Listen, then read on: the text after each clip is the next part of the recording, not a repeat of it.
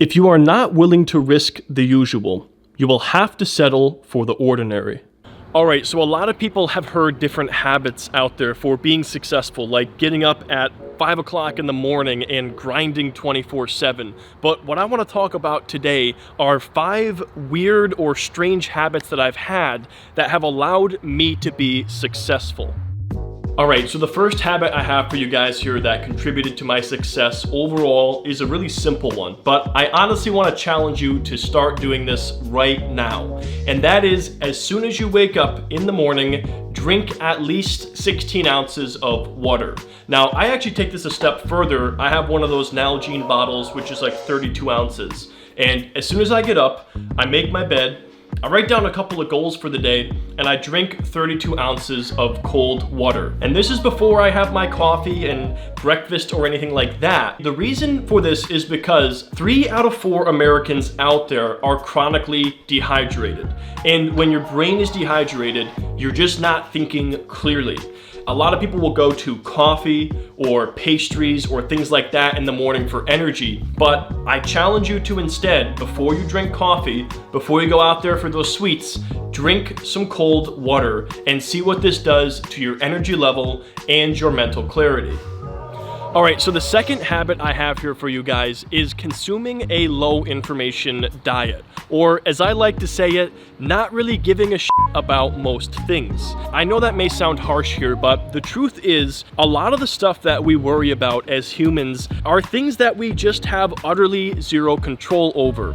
So, a while back, I made this decision to really only care about the things that I was able to change in life, rather than things that are just going to invite stress or confusion into my life where I really have no control of the given outcome. And what you have to understand is that now more than ever, there are so many things out there fighting for our attention, whether it's your cell phone or apps, social media, things like this, the news, radio. There's so much noise out there that you really can get sucked into this where all you're doing is just taking in and consuming media and reading and listening to things, and it can really just scatter your brain and take up all of your time. So what I am encouraging you to do is pick a handful of things that you do give a shit about and only consume information about these things. And the other stuff, just let that be background noise and honestly don't even think about it.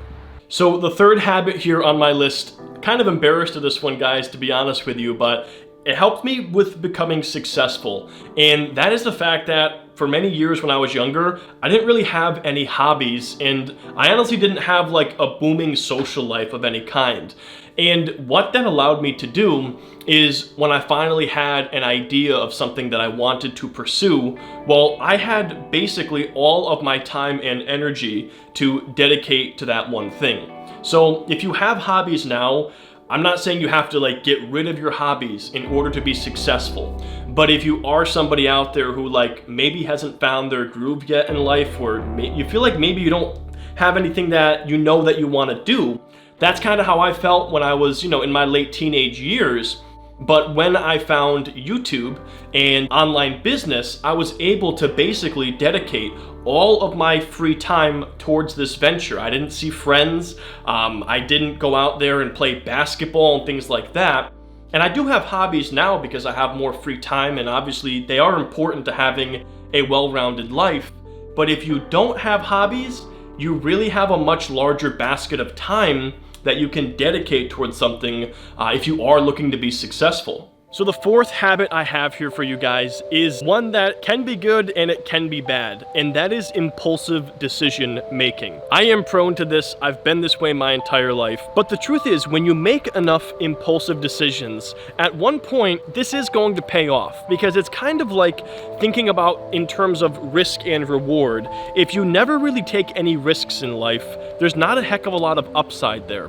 But if you take a lot of risks frequently, there is a lot of upside as well as a lot of risk, but you just have to be right that one time to have a big payoff. So basically, as soon as I had an idea, I impulsively would jump into that idea and I would run with it and dedicate all of my brain fuel to that because I didn't have any hobbies, didn't have a heck of a lot of friends, and I wasn't filling my mind with useless information and things to worry about that I had no control over. And I think a lot of this comes down to analysis paralysis. And this is something that I've never struggled with because of that impulsive decision making.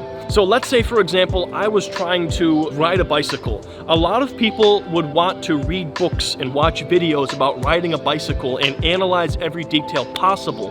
Whereas my type of personality, I'm just gonna say, I'm gonna get on that damn bike and I'm gonna fall and I'm gonna scrape my knee, but I'm gonna learn a heck of a lot faster, I'm gonna fail faster, and I'm just going to get to that desired outcome faster.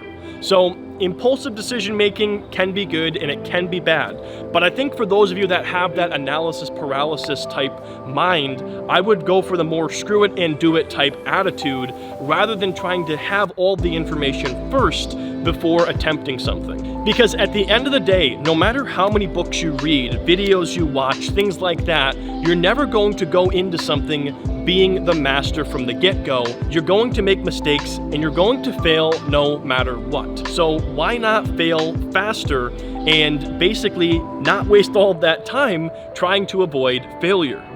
So the fifth and final habit I have for you guys is one that my mom was not necessarily a fan of when I was younger, and that is the fact that I was always the type of person that was looking to find the shortcuts. And I'm not saying that in terms of doing things in a poor way and like skipping steps. I'm talking about the standpoint of doing things as efficiently as possible. One example of this was my schoolwork. I was always a low B student in high school, and I think my mom knew that I could have been an A student, but in my mind, I just didn't see any value in doing that.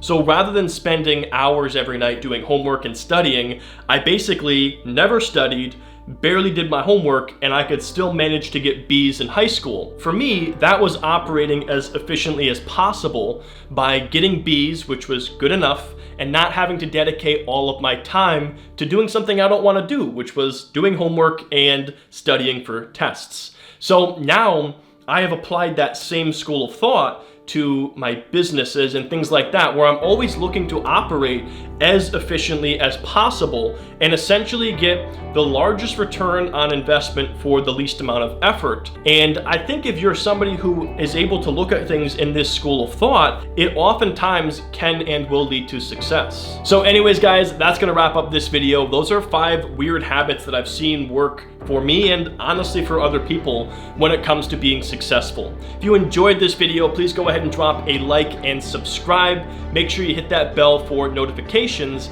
And lastly, guys, if you want to grab a completely free stock, the top link down below is Webull, a great commission-free brokerage where if you sign up for an account with them and fund it with $100 or more, you're going to get a completely free stock. Feel free to check that out, guys. Thanks so much for watching this video, and I hope to see you in the next one.